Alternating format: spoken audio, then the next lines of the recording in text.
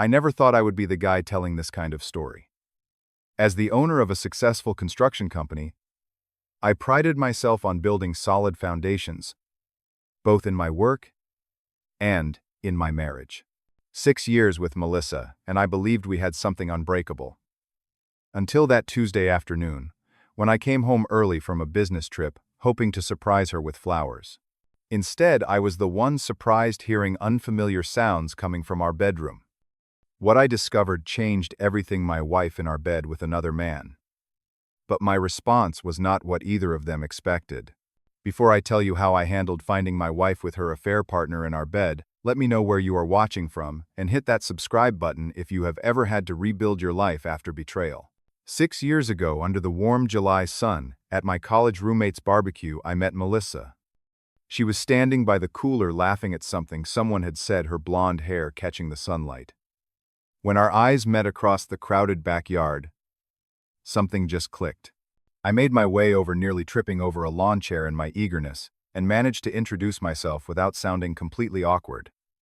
We talked until the sky turned purple, and the mosquitoes drove everyone else inside. Our connection was immediate and intense. Within 3 months, we were inseparable. Melissa was everything I had been looking for: intelligent, ambitious, and with a sense of humor that matched my own. She worked as an executive assistant at a law firm while I was working to grow my fledgling construction company. We complemented each other perfectly, her organization and attention to detail, balancing my big-picture thinking and risk-taking nature. A year after we met, I proposed during a weekend trip to the mountains. I had planned an elaborate setup with fairy lights along a hiking trail leading to a viewpoint, but rain forced me to improvise. I ended up asking her in our tiny cabin while thunder crashed outside. She said it was even more perfect than any Instagram-worthy proposal could have been. Our wedding was small but beautiful. Under an arbor I had built with my own hands, we exchanged vows that I believed would last a lifetime. In good times and bad, we promised each other for richer or poorer, in sickness and in health. Friends commented on how we looked at each other, saying they had never seen two people more in love. The early years of our marriage were focused on growth. I poured everything into my construction business, working 12-hour days and weekends. Melissa supported me completely, bringing dinner to job sites, helping with paperwork, and never complaining about the financial sacrifices we made to reinvest in the company. She was my rock, my partner in every sense of the word. Eventually, the hard work paid off. Lawrence Construction landed several major contracts, and we were able to hire more employees. The financial strain eased, and 2 years ago, we bought our dream home, a 4-bedroom Craftsman, with a wraparound porch on a quiet street. I remember carrying Melissa across the threshold, both of us laughing, because I nearly hit her head on the doorframe. "This is the beginning of our next chapter," she had whispered in my ear that night. 8 months ago, Melissa decided it was time for a career change. She had always been interested in marketing, and with my business stable, she felt ready to pursue her own ambitions. I supported her completely, just as she had supported me. She landed a position at Meridian Marketing, a mid-sized agency downtown. She was thrilled, coming home every day with stories about creative meetings and campaign strategies. Looking back, I can pinpoint that job as the moment things began to change, though I did not notice at first. Subtle shifts later: work hours, weekend, team-building events, a completely new wardrobe that she said was more agency appropriate. Her phone became a permanent attachment, and I occasionally noticed how she would angle the screen away when I entered the room. At the same time, my company had taken on our biggest project, yet a commercial complex that required frequent site visits to our supplier in Portland. I was traveling 2 or 3 days every other week, focused on ensuring the project stayed on schedule and within budget. The distance grew between us, quiet evenings at home replaced by brief phone calls and texts. I tried to bridge the gap. Date nights were scheduled but often postponed due to her urgent work deadlines. Physical intimacy became rare, with Melissa usually claiming exhaustion. When I raised concerns, she assured me it was just a busy phase, that things would settle once she established herself at the agency and my project was completed. After 3 months of this growing disconnection, I decided to take action. I arranged to return a day early from my Portland trip, planning to surprise Melissa with an evening focused entirely on reconnecting. I called her favorite restaurant for a late dinner reservation, bought a bouquet of stargazer lilies, her favorite flower, and stopped at the bakery for chocolate hazelnut cake, the same kind we had at our wedding. Driving home that Tuesday afternoon, I felt optimistic. Every relationship hit rough patches, but with effort and communication, we could find our way back to each other. I parked a few houses down, wanting to maximize the surprise element. With flowers and cake in hand, I walked toward our home, noticing an unfamiliar black Audi in our driveway. Perhaps a friend had stopped by, I thought. Or a delivery. I quietly unlocked the front door, hearing music drifting down from upstairs along with what sounded like laughter, a man's voice mixed with Melissa's. A cold weight settled in my stomach as I set down the cake and flowers on the entryway table. Slowly, I made my way up the stairs, each step bringing more clarity to the sounds coming from our bedroom. The bedroom door was partially open, a sliver of visibility into a scene I never imagined I would witness. Through that narrow gap, I saw my wife in our bed with another man. Their clothes were scattered across the floor, including a man's suit jacket I had never seen before. The sheets that I had helped Melissa select during a weekend shopping trip were twisted around them. For several seconds I stood frozen, my brain struggling to process the reality before me. This was our bedroom, our marital bed, the place where we had shared our most intimate moments. And now it had become the setting for the ultimate betrayal. I pushed the door open fully. It hit the wall with a bang that caused them both to jerk upright. Melissa's expression transformed from passion to horror in an instant. The man beside her scrambled to cover himself, his face a mask of panic and guilt. Melissa gasped, clutching the sheet to her chest. "You are not supposed to be home until tomorrow." Clearly, I replied, my voice coming out eerily calm despite the hurricane of emotions inside me. I recognized the man now. Ryan Bennett, a creative director Melissa had mentioned from work. Mid-30s, with the carefully cultivated stubble and expensive haircut of someone very conscious of their appearance. He had been at the agency holiday party I had attended with Melissa 2 months ago, where he had shaken my hand and commented on what a lucky man I was. "This is not what it looks like." Melissa began falling back on the most cliched line in the history of affairs. "Really?" I asked, leaning against the doorframe, blocking their exit route. "Because it looks exactly like my wife is having sex with her coworker in our bed." Ryan was hurriedly pulling on his pants, avoiding eye contact. "Man, I should go. This is between you two." "Actually, Ryan, since you were just inside my wife in my house, I think you are very much part of this conversation," I said, surprised by my own composure.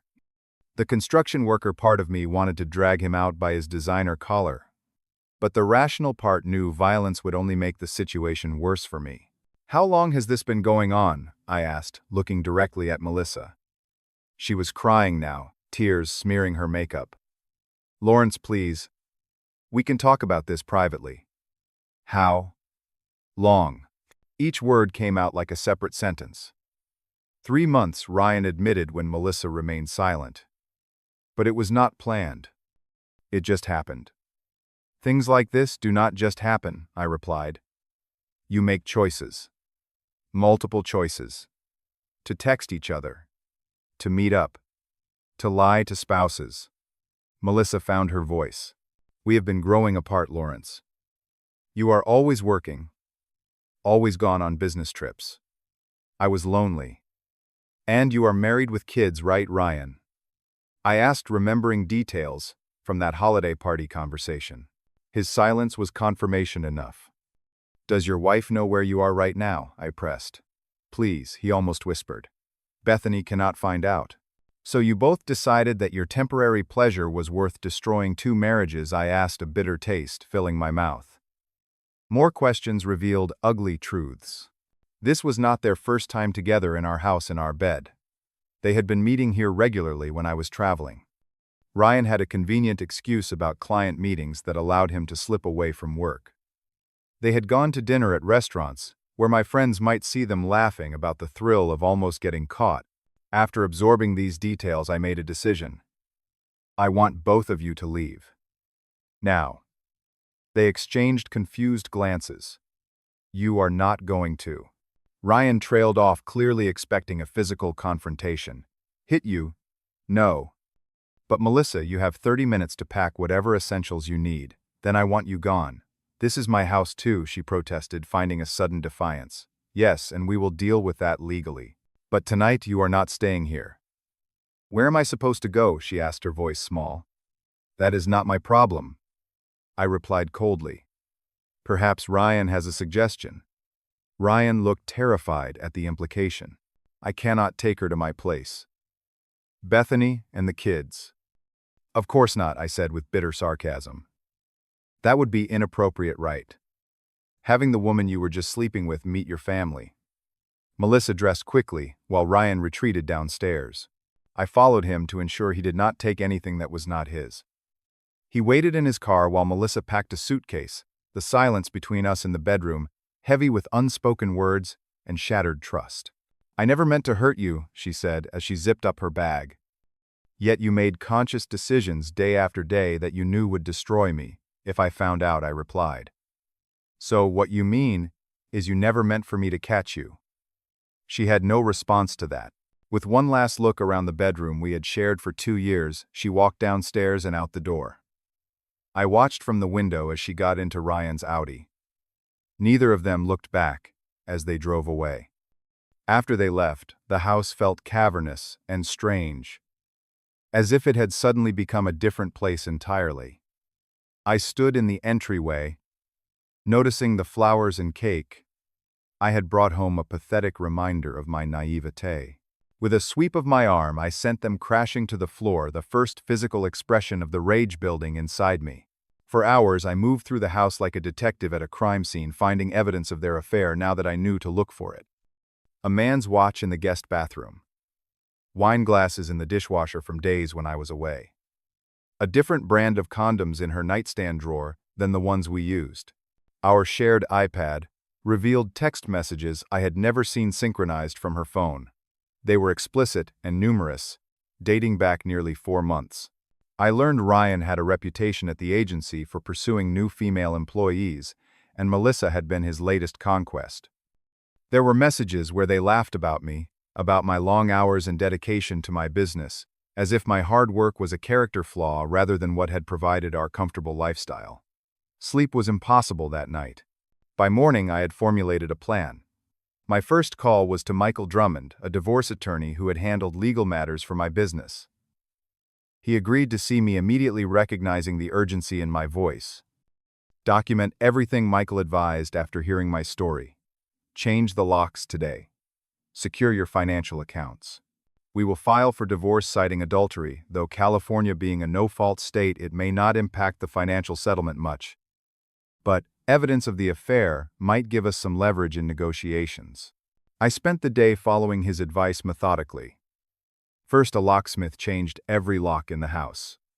Then I visited my bank, removing half the funds from our joint accounts and placing them in a new account under only my name, leaving the other half accessible to Melissa. I contacted my business partners to ensure Melissa could not access company assets or accounts, though she had never shown interest in the business side of things before. The hardest call was to Bethany, Bennett Ryan's wife. I found her through social media and asked to meet at a coffee shop near her home. She arrived looking confused and slightly annoyed at the mysterious meeting request from a stranger. My name is Lawrence Taylor. I began once we had sat down. Until yesterday, I believed I was in a happy marriage with my wife, Melissa. Bethany's expression shifted from annoyance to concern. Why are you telling me this? Because yesterday I came home early from a business trip and found my wife in our bed with your husband, Ryan. The color drained from her face. She gripped the edge of the table as if to steady herself. There must be a mistake.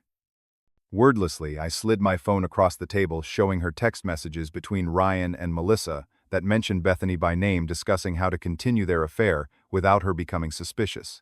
Tears filled her eyes as she read. 3 kids, she whispered. We have 3 kids. How could he? Despite her pain mirroring my own, I felt strange relief in sharing this burden with someone who understood exactly what I was going through. We talked for over 2 hours, comparing notes and realizing the elaborate web of lies our spouses had constructed. Thank you for telling me, Bethany said as we parted. It is devastating, but I needed to know the truth. Meanwhile, Melissa had been trying to contact me nonstop. Her tactics evolved throughout the day, first apologetic texts, begging forgiveness, then angry messages about being locked out of our house, followed by threats about what she would take in the divorce. I responded only once with my attorney's contact information. Friends began calling concerned when Melissa started sharing a very edited version of events on social media, painting herself as the victim of a controlling husband who had thrown her out. I decided against a public response, confiding only in my closest friends and family about what had actually happened. Work became my sanctuary.